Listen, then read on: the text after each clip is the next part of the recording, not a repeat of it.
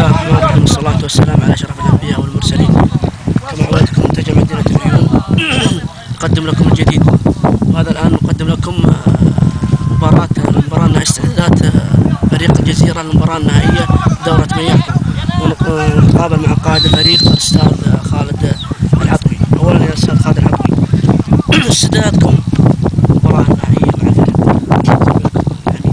أولا بسم الله الرحمن الرحيم، والصلاة والسلام على أشرف الأنبياء والمرسلين سيدنا محمد عليه وعلى آله وصحبه وسلم تسليما. أولا نحمد الله سبحانه وتعالى على من علينا وتأهلنا في المباراة النهائية.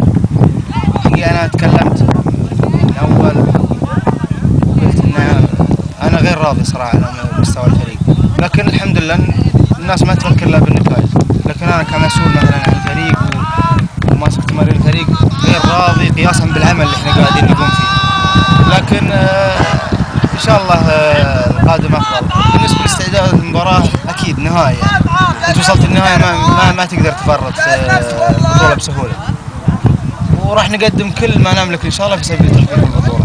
هذا شيء. الشيء الثاني اشكركم انتم على زيارتكم لنا، وهذا شرف لنا صراحه. ان شاء الله ما تكون الاولى ولا الاخيره، ان شاء الله تكرر الزياره. هذا ملعبكم وفريقكم. ما في شك. السؤال الثاني اخوي خالد، ابيك تعطيني تصريح او بالاحرى لكارو، او عندك شيء تقوله لكارو بدون حراج.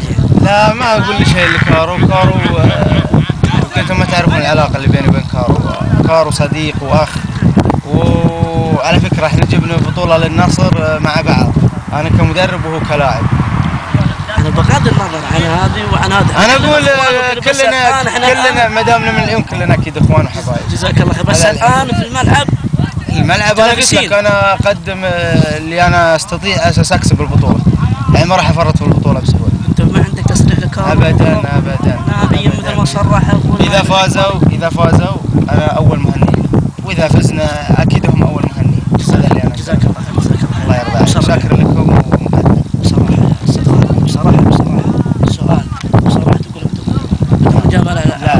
ابد ما اعرف اجامل.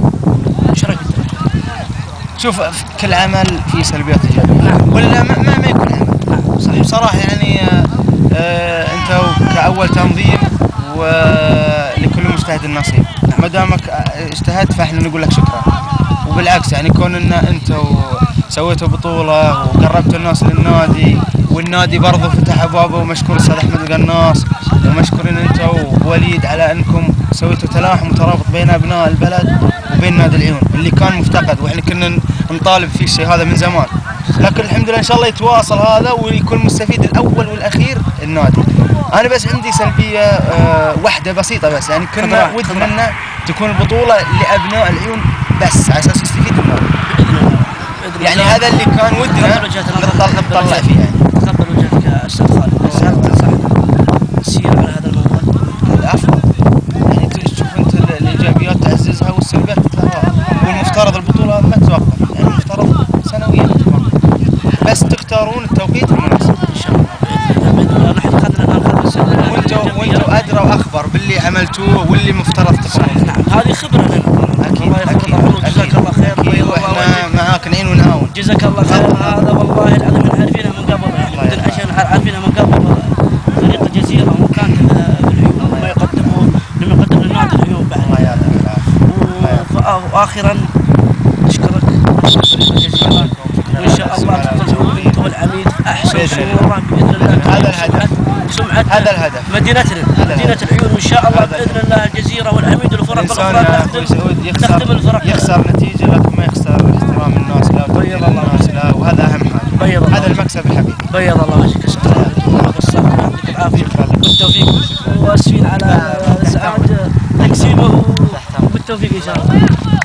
هذا ما جرناه مع الاستاذ خالد العطوي، استعداداتهم للمباراه النهائيه دوره من يحكوا، وباذن الله تكون باذن الله 1-1 انها تكون.